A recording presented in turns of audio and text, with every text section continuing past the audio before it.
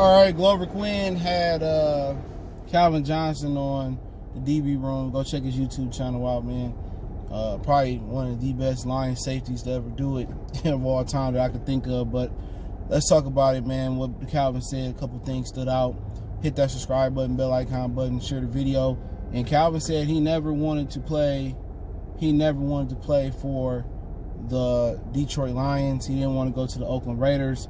I think the Raiders had the first overall pick that year. I think it was Jamarcus Russell, I believe it is. And he said basically it wasn't that, it didn't sound like it was nothing malicious towards the organization.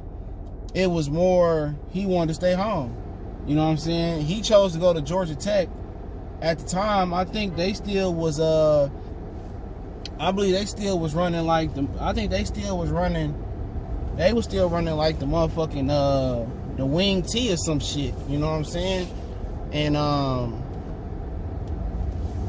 he chose to go there because he wanted to stay home. So Calvin Johnson was a homebody, but the chances of that happening in the National Football League is slim to none. You know, Atlanta was 7 that year, and he wanted Atlanta to trade up and come get him from 7 to 2, which would have cost a lot, a lot.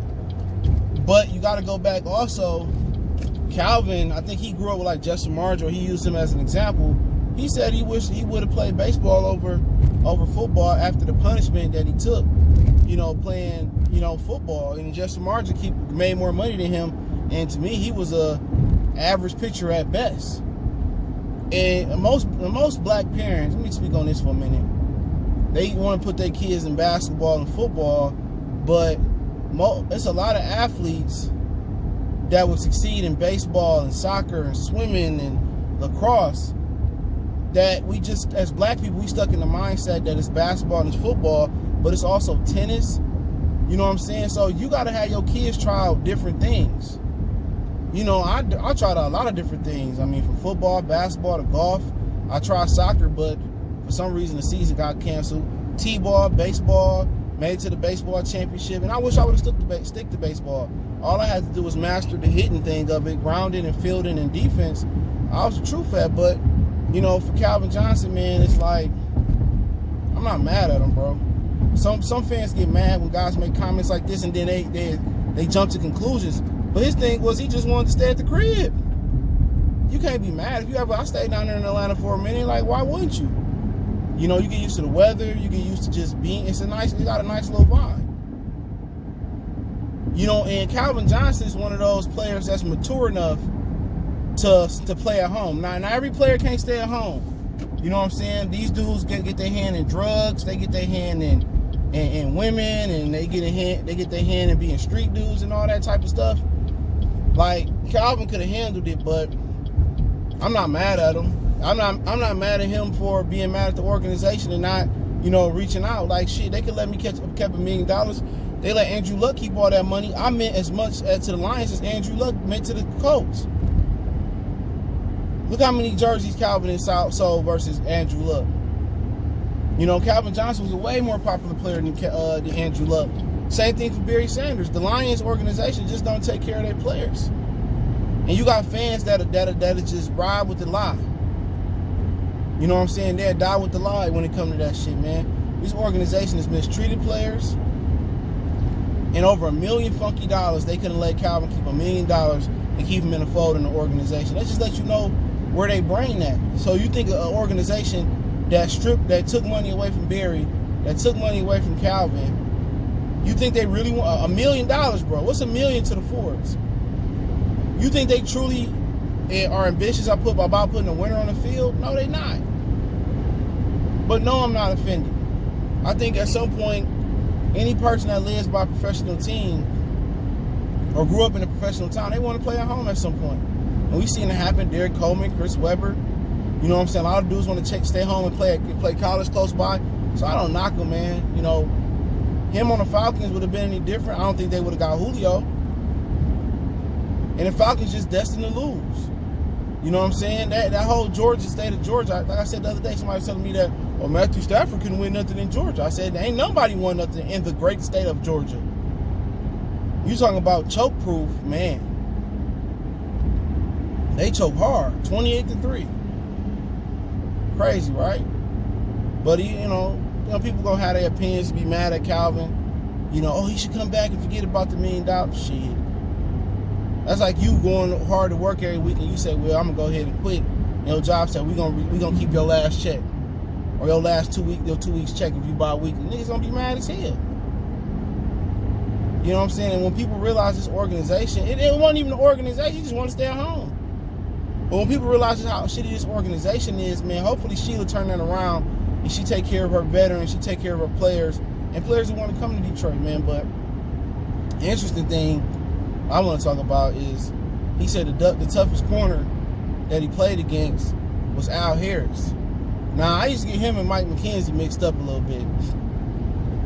Now, I want to say it was Al Harris that got the pick 6 on Matt Hasselbeck.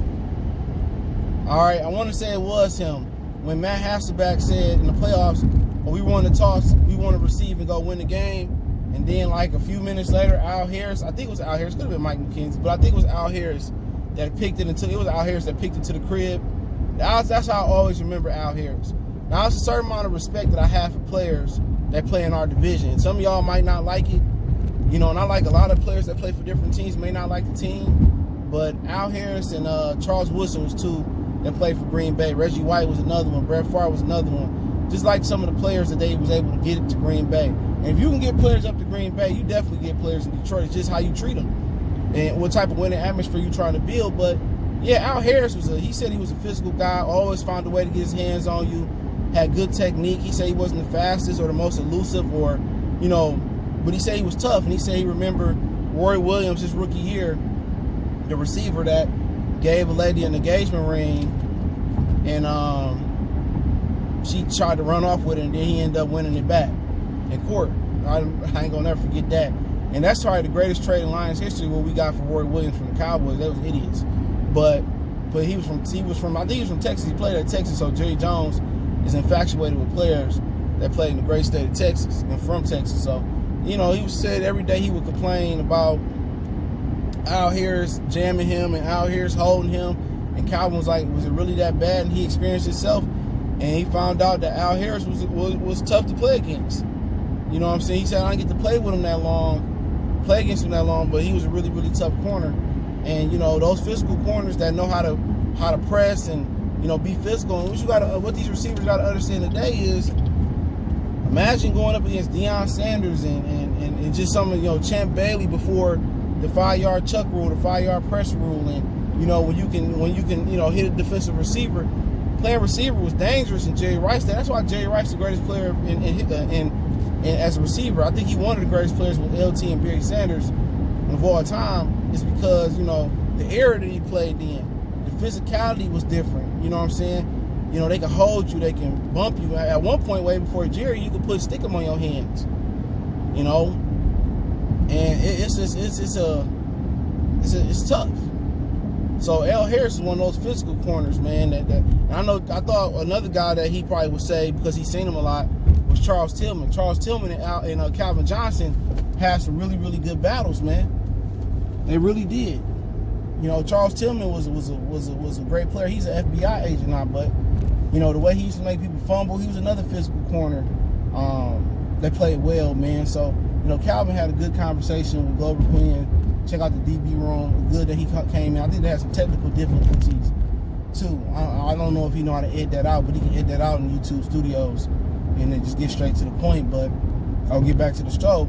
But at the end of the day, I'm not knocking any of these dudes that sour at the Lions organization, man. Like I said before, the Lions can hire Calvin Johnson as a special, I don't know what, a special person in the organization. He can do how can I say it? He can do like special, dinners or special presentations, for the Lions, and they can pay him his $1 million back. Cause that's what I heard it was. You know what I'm saying? They can hire him as a special partner of the Lions, and he can get his money back. But I don't like the way the Lions, and like I said before, I'm objective. I don't like the way the Lions treat their older players, bro. I don't like the way they treat their players. I don't like the way, how Kenny Galladay waiting on this money. I don't care if Kenny want to wait or not. He shouldn't have to wait. He's done the job. He's been playing on the discount for the last 2 years. You know what I'm saying? And he been a model citizen. Everything you want a Detroit Lion to be, take care of him. And that's the only reason we gonna change the perception is winning and taking care of the veterans. And when they added Patricia and Bob Quinn, well, Patricia to be exact, like the reputation for the Lions went down a little bit, a lot. A little bit of reputation they do have. So Sheila got to turn it around where she makes sure Calvin good, she makes sure Barry, Herman, all these old dudes, Robert Porcher, all these dudes that help build the foundation of Lions. And she got to take care of Stafford. She got to take care of all the veteran dudes. You know what I'm saying? Make sure you take care of them. You know, make sure they're happy. And at least for Matthew Stafford's sake, he's been through a lot of shit. You know, when Barry and Calvin tapped out and was like, shit, it's enough, and he plays a totally different position. But don't forget, he took his abuse too with the Detroit Lions, and he's still going. So he must love the game. It ain't about the money, but you got to make sure, man, that if you're going to keep Matthew Stafford, man, that you give him the best chance to win, dog. Real talk. You give that man the best chance to win. If he win the Super Bowl, then he a Hall of Famer. He going to get into the top 10 of quarterbacks just off his numbers. So if you're going to keep Stafford around, give him the best opportunity to win. We don't want to see him go out like Robert, Porcher, Herman Moore. We don't want to see him, you know, playing for Giants, you know, like Herman. Or we don't want to see him go out like Calvin, like Barry. We want to see Stafford go out on top. And that's Martha's job to make sure Matthew go out on top. And she got to do everything in her power to put a winner behind them. So this year, they got all the pieces to the puzzle that fit for Patricia. All Patricia got to do is, you know, be better at game management, do better things at disguising his defense, and then, you know, hopefully, you know, Stafford do his thing, and Darrell Bevell, he gonna step it up, and he gonna find a way to get the offense clicking. But, you know, we'll see what happens, man. But I appreciate everybody for checking in. Let me know what you guys think. Don't forget me on Facebook, Instagram, Twitter. You can reach out if you got business questions, inquiries, sponsorship, video questions. Keep sharing the videos. Want to make a donation to the channel? Cash App, PayPal, description. One time for the one time. It's your boy CJ Goodfellow.